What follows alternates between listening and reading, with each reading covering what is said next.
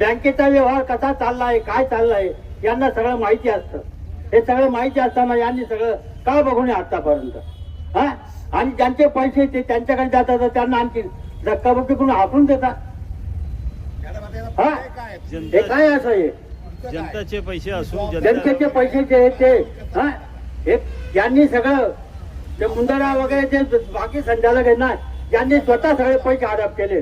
हे प्रत्यक्ष खुर्चीवर बसून संध्याकाळी जे पैसे येत होते ते सगळे घरी घेऊन जात होते. मग आपला आता नियम आहे का?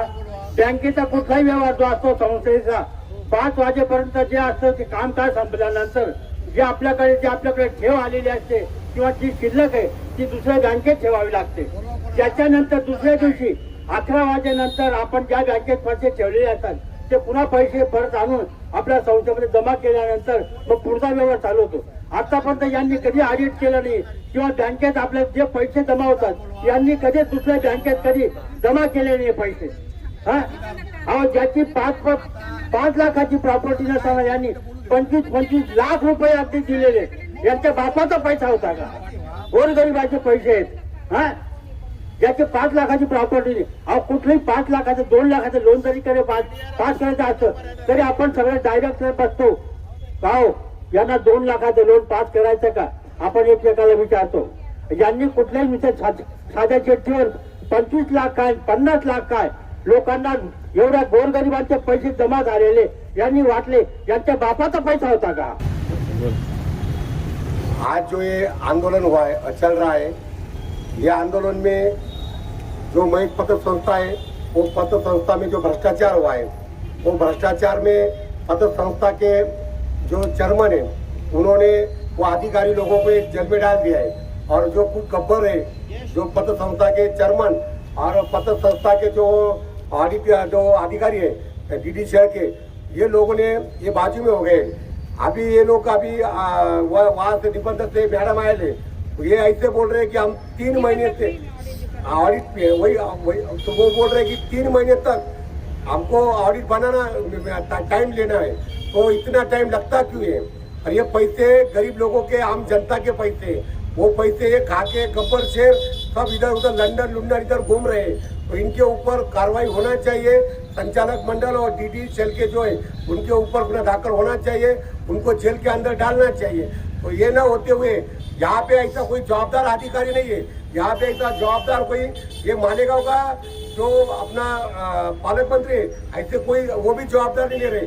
यानी ये मालेगांव में सब बेवारस मालेगांव हो गया है.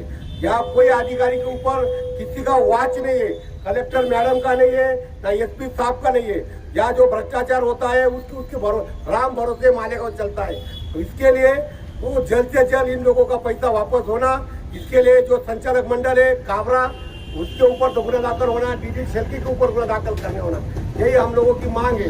जो ये मांग पूरी नहीं की तो लोकशाही धड़क मोर्चा और वंचित बहुजन आघाड़ी ये 2 दिन में रस्ते की लड़ाई लड़ने वाले हैं.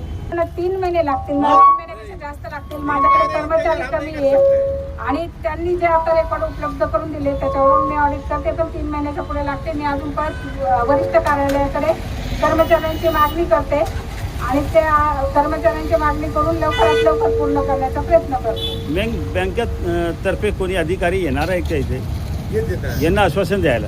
कोण? आपण स्वतः अधिकारी आहेत का?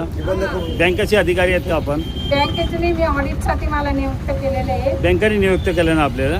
हा, जे निबंधक कार्यालयाने मला ऑडिटसाठी नियुक्त बरं, आपल्याला केलेलं आहे. बँकेने पाठवला इथे यांच्याकडे? बँकेचं नाहीये, निबंधक कार्यालय निबंधक. जोपर्यंत ऑडिट होत त्याच्यामध्ये नाही नाहीये. सर, जोपर्यंत ऑडिट होत नाही तेपर्यंत आम्ही पैसे देणार नाही असं ते म्हणतात. म्हणजे संचालक मंडळ चेअरमॅन साहेब असं म्हणतात, जोपर्यंत ऑडिट होणार नाही तोपर्यंत पैसे मिळणार नाही. दुसरी गोष्ट, आता आम्ही ना इथून राजीनामे दिले म्हणे, असं कोणी करू शकतं का? ते बँकेचे तुम्ही संचालक आहे 10 वर्षापासून, चेअरमॅन आहे तुम्ही, आणि आता तुम्ही राजीनामे देऊ राहिले. इतक्या वर्ष 10 वर्ष का बरं नाही दिले मग राजीनामे? तुम्हाला जेव्हा त्याचा कारभार समजत नव्हता मग तुम्ही चेअरमॅन पद का घेतलं? त्यांचे मुलं येतात म्हणतात आता माझ्या वडिलांना त्याच्यातलं काही कळत नाही. आता कळत नाही, 10 वर्ष पहिल्यापर्यंत कळत होतं. आता त्यांचे मुलं येतात, आमची गोरगरीब जनता तिथे जाते. हे बिचारे म्हातारे माणसं जातात, त्यांना म्हणतात जा तुमच्याशी जे होईल ते करून घ्या म्हणे, जा तुम्ही दादा भुसेकडे जा. डायरेक्ट शब्द वापरतात. एवढी यांची मुजुरी कशी आहे?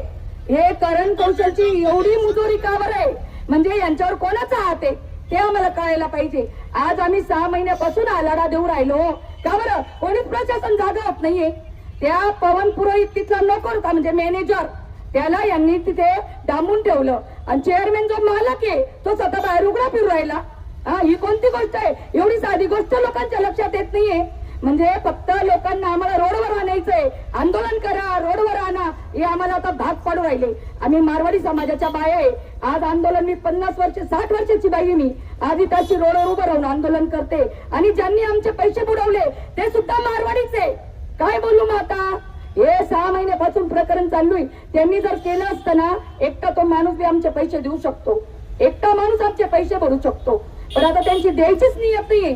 त्याच्याकरता आम्हाला हे आंदोलन, आज आम्ही फक्त रोडवर येऊ दे, आम्ही रोड रस्ता रोको आंदोलन करणार आहे या माध्यमातून मी सांगते. आम्ही खूप चेतावण्या दिल्या, खूप प्रशासकाला जागा केलं, परंतु आजपर्यंत कोणीच जागा झालं नाही.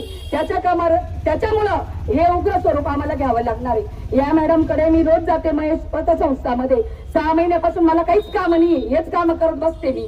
पतसंस्थामध्ये जाय, DDR कडे जाय, त्या महेश बँकेत जाय, त्या कार्यालयात जाय, तहसील कार्यालयात जाय, छावणीमध्ये जाय, किल्ल्यामध्ये जाय.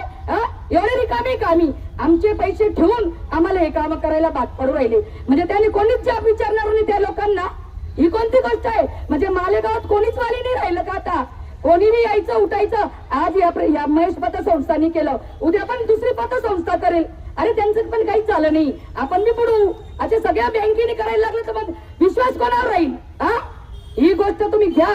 हे आता आम्ही आज हे आंदोलन आहे ते स्थगित करणारच नाही जोपर्यंत प्रशासक आणि हे सगळे जागे होत नाही ना. आम्ही रस्ता रोको आंदोलन करणार आहे, एवढं आम्ही मनातनं बोलतोय, सगळ्यांना कळतंय, आमची कळकळ आहे. मी तर ठीक आहे, पण इथे ना 100-100, 50-50 रुपये. अहो, त्या जगदीश काबऱ्याच्या इथं जो माणूस कामाला आहे, 57 वर्षापासून कामाला आहे ते दादा, त्यांचे 11 लाख रुपये त्यांनी 10-10, 20-20, 100-100 रुपये करून ठेवले. त्यांना सुद्धा ते असे उडवाउडीचे उत्तर देतात. ते दादा आता घरी पाठवलं आहे का? ते दादा या पुढं, ते दादा रडत माझ्या दुकानावर आले होते. ते बिचारे घाबरतात की आता मला 1500 रुपयाची नोकरी नाही, त्याची ते राहू दे म्हणून ते घाबरतात बिचारे. पण असं सगळ्यांना कसं घाबरून ठेवणार आहे? त्यांचे पैसे पण व्याजात सगळं परत घेऊ आम्ही, नाही तर हे आंदोलन आम्ही स्थगित करणार नाही. ही आता मी इथं चेतावणी देते आणि इतकं उग्र स्वरूप घेऊ ना की सगळं प्रशासनाचं खडबडून जागा होईल. राधे राधे, जय महाराष्ट्र.